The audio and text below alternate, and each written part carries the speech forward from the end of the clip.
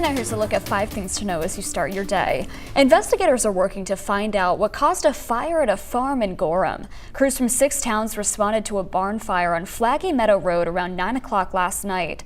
Firefighters say there were some cows inside when the fire started.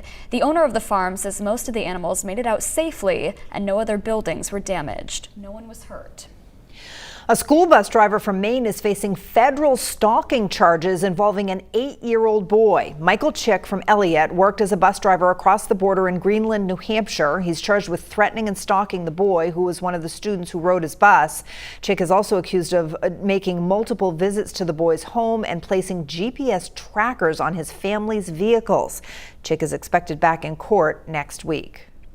Bates College is dropping its COVID-19 testing requirement as students prepare to head back to campus. Students without symptoms who still want to test will have to buy their own at a local pharmacy. If a student does have symptoms, the campus health center will provide a test. Students will still need to test negative before returning to school, and vaccinations are required.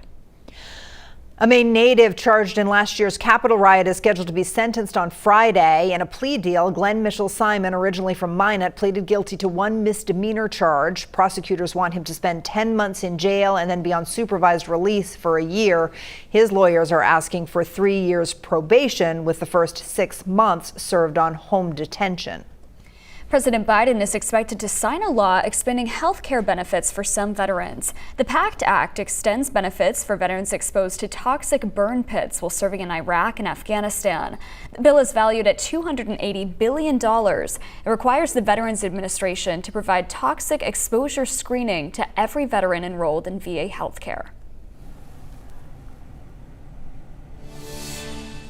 Zero complaints from me today. At the coast, we're having those temperatures are going to be staying in the 70s. Clouds around as we get into the weekend. Things look wicked nice. And as far as the weekend goes, looks really good after we get rid of all of this, well, just a little bit of humidity. Things are dramatically better than they were yesterday at this time. We'll definitely take it. I guess it's all relative because it feels good to me out there today. Have a good one, everyone.